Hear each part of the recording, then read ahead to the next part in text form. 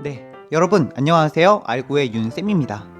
자, 오늘 해볼 이야기는요, 이 국어 지문 독해 총정리 편입니다. 자, 그동안 여러 수업을 거쳐서 우리 비문학 그리고 또 문학, 시 등등등 해서 여러 독해법에 대해서 설명을 했는데요. 그것을 총망라해서 이제 정리하는 시간을 가져볼 겁니다. 여러분 좀 수업 따라오면서 잘 이해가 되셨나요?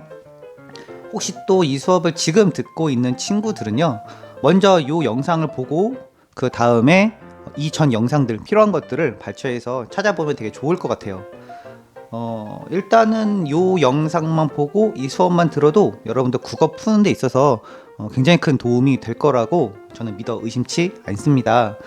이 영상 끝난 다음에 실전, 국어 시험 문제 푸는 스타일, 또 스킬 여러 가지를 좀 해볼까 해요. 여러분 많이 기대해 주시면 좋겠습니다. 자, 그러면 바로 시작해 보도록 하겠습니다. 자, 먼저는 여러분 국어에 대해서 제가 처음 말한 게 이 화, 작, 문은 아직 설명하진 않았어요. 자, 거기서부터 썰을 좀 풀어줄게요. 일단 화법, 작문, 문법 요 세 가지인데요. 요즘에 화법, 작문의 문제는 1번부터 10번까지죠. 이렇게 문법은 11번부터 당연히 15번까지가 되겠죠. 자, 그런데 화법, 작문의 문제 스타일이 많이 어려워지고 있는 추세입니다. 한 2년 전? 3년 전까지만 해도 어떤 말이 있었냐면 1번부터 10번까지 10분 컷, 이렇게 10분 컷 할 수 있다. 여기서 10분 컷을 하고 그 다음에 뭐 비문학 또 어려운 소설 이런 게 나왔을 때 최대한 거기다 시간을 써라. 그 무조건 1번부터 10번까지 10분 컷을 해라. 공식이 있다 라면서 강의를 많이 하던 것이 추세였어요. 자, 그런데 이제 수능이 1번부터 10번까지의 문제 지문 스타일을 마치 비문학처럼 내기 시작했죠.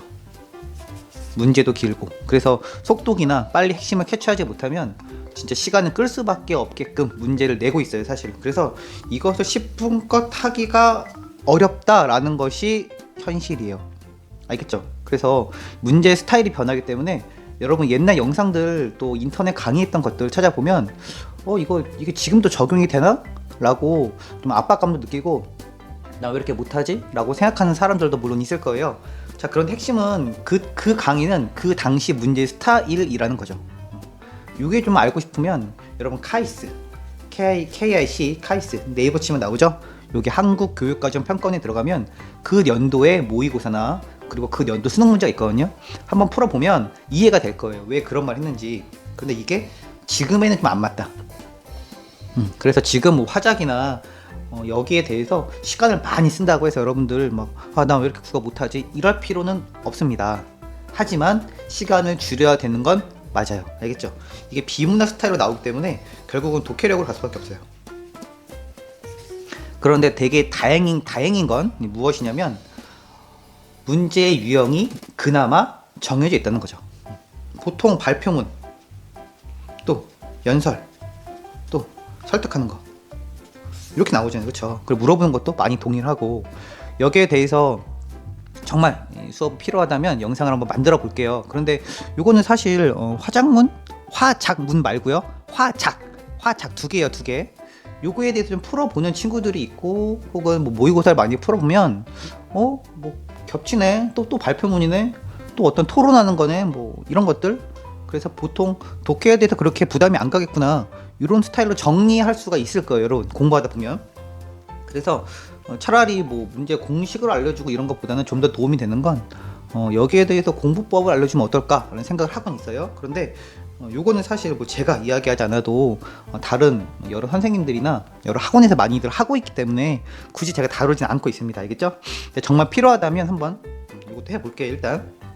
그래서 1번부터 10번까지는 여러분들 뭐 많이 풀어보면 좋다. 그리고 성적이 오를 수밖에 없고, 결론은 문제 유형을 잘 익히고 그 다음에 독해력을 끌어올리는 방법이 최고죠, 최고. 이건 뭐 사실 뭐 비문학이나 문학과 똑같죠. 그런데 독해력이 생각보다 빨리 오른다. 알겠죠? 그 문제 유형이 생각보다 별게 없다. 요거는 여러분도 공부하면 충분히 잡을 수 있다라는 선에서 마무리를 일단 할게요. 총 정리니까. 자, 그 다음에 우리 문법. 굉장히 어렵죠. 우리 문법 때문에 고민하는 친구들이 뭐 한두 명이 아니니까요. 그런데 문법에서 가장 중요한 게 뭐냐면요,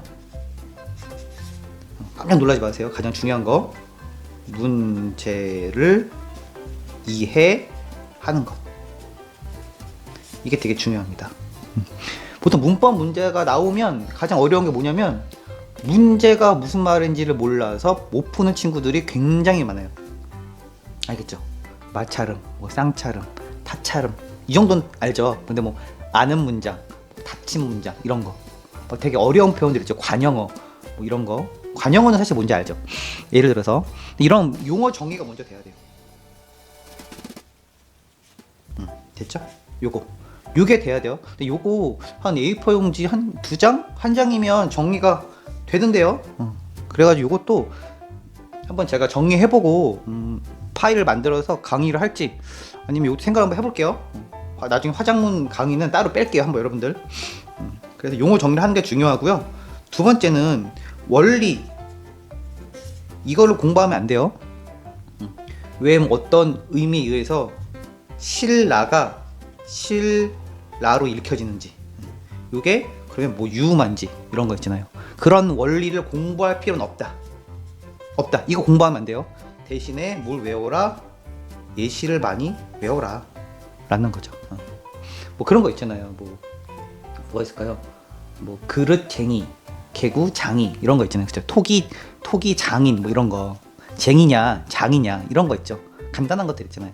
뭐 찌개 어이냐 아이냐 이런 거, 배개 어이냐 아이냐, 이런 예시들을 많이 외워두는 게 굉장히 도움이 많이 돼요. 한 지금부터 여러분 공부해서요, 수능 볼 때쯤이면 예시가 많이 쌓여 있을 겁니다. 그런 것들을 모아놓으면 괜찮죠.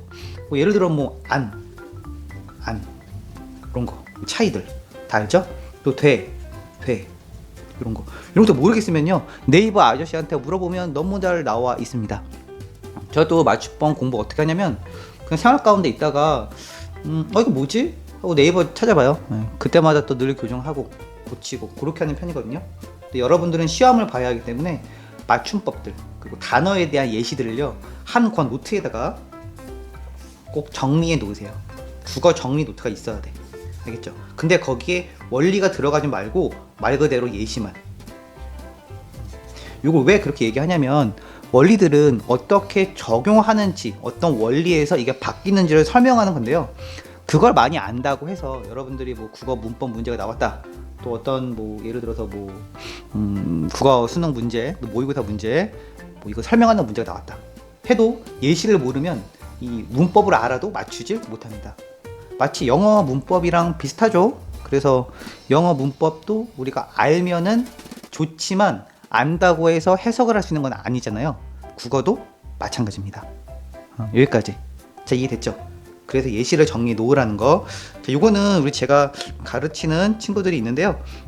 그 친구가 열심히 정리하고 있어요, 사실. 근데 한번 뭐 그걸 정리하는 거 보여준다라는 느낌보다는 이렇게 하는 겁니다 라고 예를 들어서 설명을 한번 할게요. 노트 좀 빌려 와가지고. 알겠죠? 자, 일단 화작문 정리됐죠? 다음은 우리 문학에 대해서 간단하게 정리할게요, 여러분들. 다음 영상으로 넘어갈까요? 알겠어요. 그러면 문학 이 다음 영상에서 찍고, 그 다음 또 문학 정리하고 비문학 정리하고, 대표 문제들 몇 가지 읽는 법에 대해서 설명하면서 강의를 쭉 이어나가도록 하겠습니다. 조금 길더라도요, 좀 짧게 끊어서 올릴 테니까 그때마다 잘 들었으면 좋겠어요. 여기까지 일단 알고의 윤쌤이었습니다. 안녕.